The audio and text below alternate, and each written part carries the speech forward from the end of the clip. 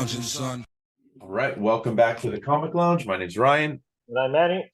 We are going to be talking about probably one of the greatest creations, I think, in comic books, especially like, I guess you could say modern day reimaginings, I guess. It's hard for me to say this is a reimagining because it's so completely devoid of like anything that came prior, but we're talking Sandman #1, as you can clearly see. First issue. I've had this for a little while, and this is the first time I cracked it open because I have it in like a Mylar bag and board. Yeah. As you can hear by that clicking sound that just happened. Obviously, I've read it though many times, but I really wanted to flip through this because this book is so beautiful. I mean, from the covers, just look at this. I mean, it's just phenomenal. It just shows you that from the get-go, this title was fucking coming out strong and never let up, you know? Like, right.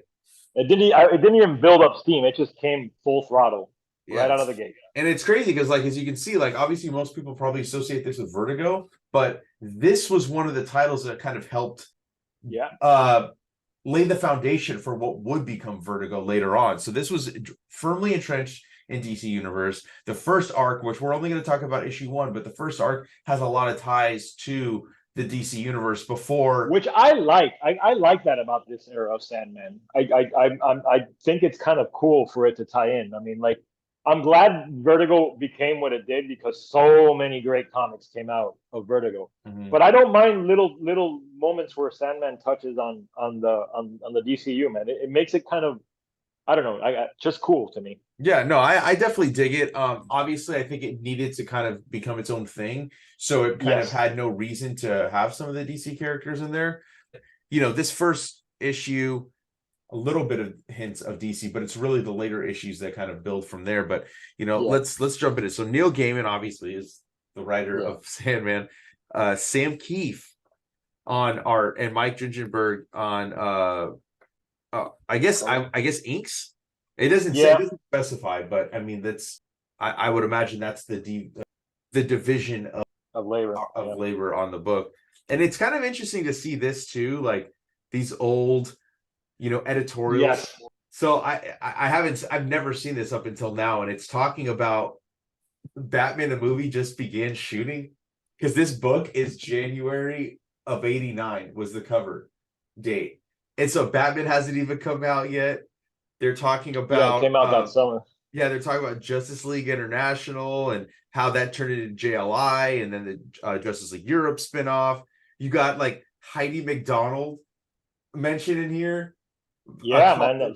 When she was just a columnist for Amazing Heroes, and how she dropped by to visit former Amazing Heroes editor Mark Waid, who's only an editor at this point at DC. He's not even writing stuff.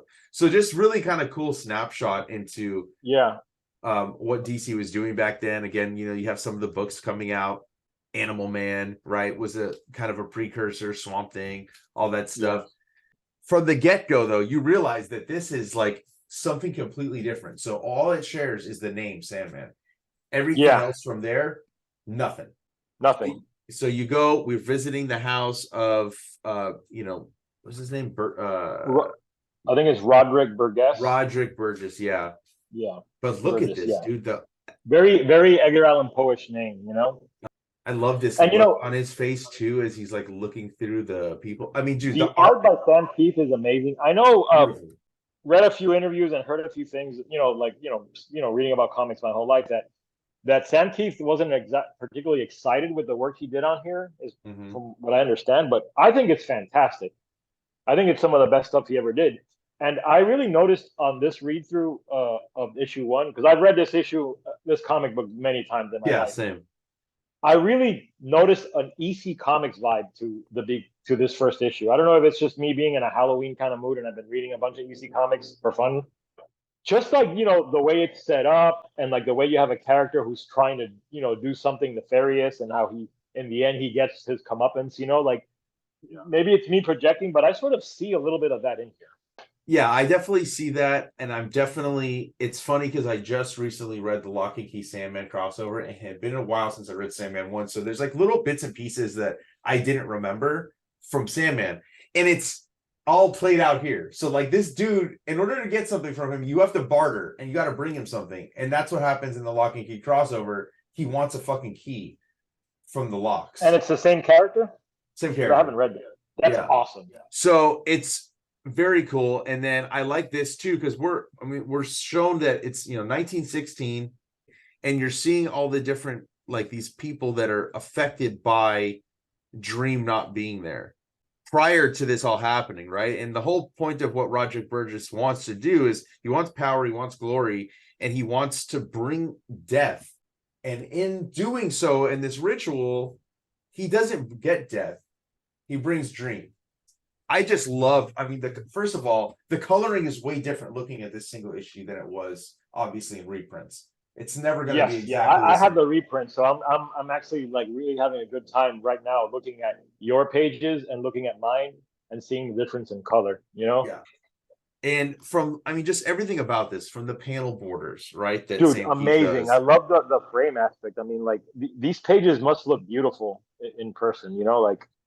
And then the angle, or not the angle, but like the way we're seeing everything, we see them with this view, right? Then we pan out and we see the circle on the ground of where they're going to try to trap. Then you zoom in, face, boom, he's got the knife in his hand. Then you see the gleam of the blade as he's going to use his blood and the feather pulled from an angel's wing to bring about this whole ritual. The writing is great, and it's crazy to me how strong Neil Gaiman. I mean, he's a newbie pretty much when it comes to comics at this point. He had a journalism background. I think he'd written Black Orchid, and maybe he had one story in like one of those DC one shots, like Secret Origins, I think, that he wrote too. Mm-hmm. But I mean, he'd maybe written 6 issues of a comic book at most, and this is strong work from the beginning. I mean, he's beyond some of his contemporaries right from the gate. Like, it's obvious to me that when this came out, this was something special, and like you said, this is like a one in a generation kind of debut, man. Like, you don't get comics like this coming out this strong very often. You put this next to another comic from 1989, and like you can see the difference, right? And you can see where DC is starting to go more towards this. I know they have DC Black Label, but it just doesn't compare to what they were doing back then with Vertigo. Because at first it was a mix of taking some of the DC properties and really kind of putting more of an adult spin before it became more of a creator-owned kind of label for DC. But some of that early Vertigo, we've talked about Jonah Hex. They have Shade the Changing Man. They have Swamp Thing. They got Hellblazer. Like, all these characters, the Animal Man, right? Like, I wish we could get some more of that again now. And it feels like it's mostly just focused on like the big characters of DC instead of doing some really cool stories of these side characters. But anyway, so as this ritual is taking place, and I love the way they depict like these lines of like, you see like the dimensions are breaking and something's being pulled through, and then he sees it's somebody else. And this is our introduction to Dream, aka Sandman. Is him in this like green getup, right? Red gloves, this helm. It looks so different than I remembered it in like the trades. And what's crazy is in my coloring, he doesn't have that color scheme, and that color scheme is I think kind of homaging the Wesley Dodds costume a little bit. So like that, like the green mask, because your mask looks like it's green there with it's green, yeah. Yeah, in mine it's gray, like Shout out to Todd Klein too. One of the greatest letters that this comic book industry has ever seen. Absolutely, man. Absolutely. Look at this lettering. Look at this. Sleep of the Just. Like, it's just crazy. And his even the credits, man. Like, even the credit writing too that you'll see throughout Sandman. Like, my God. And Robbie Bush, I don't really know the name as well as I probably should have, but he's the colorist of this. Mine was colored. This says colors by Daniel Vozzo. So I have a recolor. This is interesting to see. I wish we could have them both on screen. I know. I don't. It's not. I gotta get a setup for that. It's not accessible to me right now. But yeah, definitely. Like, there's definitely differences. Karen Berger, one of the greatest editors of all time, too. She changed the comic book landscape. 100%. Changed it, dude. Her, Jeanette Kahn. That was such a great era for DC. DC has always had really strong female editors and leaders. Like you said, Shelley Bond, Karen Berger. These people, they all changed the industry by virtue of editing, which is a conversation for another podcast, maybe. But Yeah, It's obviously an integral part of what made Sandman special too. for sure, dude. And I love how like they can see it. Fuck. Like they're like, oh, we did it. I don't believe it. They're whispering. And then Burgess is like, no, we failed. This isn't death. And he's Yeah. pissed. But what did he do? Even so, he's gonna strip him of his powers. So he takes the amulet, he takes the helm, and he takes the bag of sand. And Yes. not really knowing what's these are at the moment, because you don't. If you're like going into this blind, like if we were putting Yeah. ourselves back in 1989, reading this for the first Yeah. time, we don't know what the Right. hell this is. Yeah. I came to Sandman with baggage already, having seen the character, you know, because when I Yeah. started reading Sandman, I think I started buying single issues for a bit, like around issue 50. So I knew what it was, but I can only imagine how amazing it would have been to pick this up off the newsstand and discover it. I mean, it was like a revelation, I think. I know. I mean, look, I'm sure people will be like, what do we have to complain about? There's so much accessible to us that like maybe back then you couldn't get as easily, like there was no trade paperbacks. But Yeah. there's something to be said about like you were just saying, like being back then and experiencing this stuff firsthand. No internet, no spoilers, just going into a comic shop blind. Sometimes I wish for those days, you know, or being Me a too. kid, even when you and I Yeah. were younger, like even when the internet started, it wasn't as prevalent. So like you could still Yeah. go in and be surprised about comics. And I can't imagine like the experience of this, the experience of Alan Moore's Swamp Thing, all this kind of stuff. So now that Dream is trapped, now we're starting to see the after effects. Ellie goes to sleep, doesn't wake up again. And something will come from that, right? And then Yes. we get Daniel, who's in a state of being awake. And Yeah, then it had these crazy effects, and it makes you wonder. Like, imagine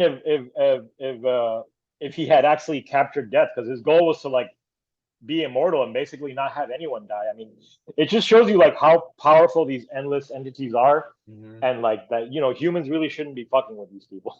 Oh, exactly. Yeah, for sure. If death is gone, does nobody die? Like there's Yeah. all that. Like what would have happened? Or you take despair, or you take destruction, right? Like there's so Or many desire, and people desire. won't. You know what I mean? Like my brain buzzes with this kind of stuff, man. I know. I mean, Lou, look, we're only 11 pages in, and there's so much here, so much meat on the bone that Neil Gaiman, like, this is why this is one of the greatest comic books of all time. To me, this is one of the greatest first issues, greatest debuts. Yeah, it's definitely one of the greatest single issues in comic book history, and Yes. I'll die on that mountain, bro. Oh, same here, dude. This is the one that's really fucked up, is Unity Kincaid, and how Yes. you know she's like basically stuck for years and years, and what happens to her and stuff. Man, it's heartbreaking, and like you get all of this within the first issue, and then This page is one of my favorites, man. Oh, I love it. I love this it. close up of his face and the way it's distorted a little bit, It's because like a fisheye, like a fish. Yeah. Like, you know, you're looking at him from the perspective of Dream inside like the That sphere orb. that he's like Yeah, glass sphere. sphere. He's the orb that he's encased in, man. It's, I mean, again, brilliant work. I mean, we've been talking about a lot about Gaiman, but I mean, Sam Keith is like one of my favorite artists, and like his growth as an artist and like is phenomenal. I mean, because he's had different styles, but it's always distinctively a Sam Keith piece. You can spot Sam Keith anytime, but you can Sure. also see that he had different eras in his career. You can also see, like, to me, this is more of the Bernie Wrightson influences, I would say, for him. That's what I meant by like the EC vibe. Like you see like a little, definitely a lot of Bernie Wrightson, and Wrightson did a lot of EC, you know, people like Johnny Craig, and you know all the great artists that EC had, you know, like Wally Wood, you know, like you see all of that in This is fucked up too. Like John Hathaway, the professor who gave him the book to Burgess, right? Yeah. He's now he wants to confess to what he did. Then he tells him too that he's gonna do it, and like, nope, now he's dead. Burgess is just a fucking cold motherfucker. Yeah. Like, he gives no fucks. All he cares about is money, fame. I mean, look, and then he's like cleared due to lack of evidence, and even that smug look as he's walking out from the court. And I love seeing like the 20s, the flapper girls. I love seeing that kind of stuff. So you're seeing the different eras where we keep jumping. We got Burgess's son, who's like kind of becoming obsessed too with what's going on. He plays a huge part in that Sandman crossover too, with Lock and Key. Yeah, I love the character, and he's obviously a riff on Aleister Crowley, who's a real world figure back then, who was an occultist, and Crowley is mentioned briefly in Sandman at the beginning when Burgess is talking about like, you know, like that snob Crowley, you know, or something like that. So it's cool that he ties that in, like the 1920s and 30s, people were really obsessed with the occult. So it's a great way to start this story in that period. Yeah, it's dude, but look at this page right here with the fucking skull exploding. Dude, yeah, man. I have the trades for this, and I also have a digital copy, and like I had to zoom in on that panel when I was rereading it because I was like, bro, that I keep saying EC, that's straight up out of EC Comics. Yeah, Like that's gnarly, dude. It's yeah, gnarly. dude. And again, so we keep fast forwarding. So we're in the early 1910s when we started. Now we went to the 20s, went to the 30s. We see like the amulet is separated. Somebody else has it. I think the bag of sand also goes somewhere else in the house. Yeah. So they're all separated. But here we revisit these three people that have been affected, right? And Wesley Dodds, of course. And Wesley Dawes is introduced. And that's the connection with the Sandman thing, right? Like where he has nightmares and they've stopped since he started going out at night, and he uses sand to put people to sleep. And the idea came to him in his dreams. I think that's a cool way to kind of connect it. But at the same time, it's not. So he's basically retroactively adding Morpheus Sandman in Dream and making him prior to that and making him an inspiration in some ways to Wesley Dodds. Yeah, which I love that, man. I think it's brilliant. I love now the son too. Like he's now becoming just as obsessed as his father. And his father's just like, man, I shouldn't have had to get old. Like that was all he wanted was immortality. And he didn't get it because Dream refused to do anything. And I love the dialogue. I like the way they letter it with like black word balloons with white text. I do too. And I love that. Watch my captor grow old and die. No satisfaction, still here, waiting. He's just like biding his time. And we don't even see him. We don't even see Dream yet, dude. It's crazy. I love the tombstone, what it says. Roderick Burgess, not dead, only sleeping. Yeah. And then the son kind of turns it into, a whole different thing. He makes this like almost like a cult. They got orgies and stuff like that. Yeah. He's more interested in like the hedonistic aspect of it, which is like, again, that's kind of what Crowley was all about too. It's just like, like they mask it in this occult stuff, but it's, very much like, hey, let's put on some weird masks and everyone have sex, like Eyes Wide Shut kind of stuff, like. I love this too when we finally meet Dream. See him. I like how we like slowly get there. He's in this like orb, and then we see him, and he's like, "Just say something to me." No, and he finally talks to them. And then this is the page where we're getting a little more backstory on something like those three characters that we've been following. I think it's here. Oh no, it was earlier when we see Kincaid, how she was like raped in her sleep and had a baby. She had a baby that she didn't even know. Just crazy, dude. And again, the I like obsession. The crazy toad he's holding that they probably all licked to get high. Like... I know, it's so weird looking, dude. And now he's gonna try to plead with him. He wants the power, right? He hasn't had a decent sleep for 60 years, and he's blaming Dream for it. And he even like the way he says it, that I could torture you. I could, but I don't. Like almost as like he wants like he's giving Dream a gift by not torturing him. Like, and I like the like you notice the dates jump from 1972, 78, 82, but his aging is much more like exponential in that. It's like the lack of sleep is deteriorating him. He's almost aging like like much more than he really should. And it's great that you have the same like the character behind him aging too. Like, and this guy's reading It by Stephen King. I wanted to point that out. That's a nice touch, and I wonder if that's a Gaiman touch or a Kieth touch. I love this too. He's like, I hate you. Like finally now he just hates him.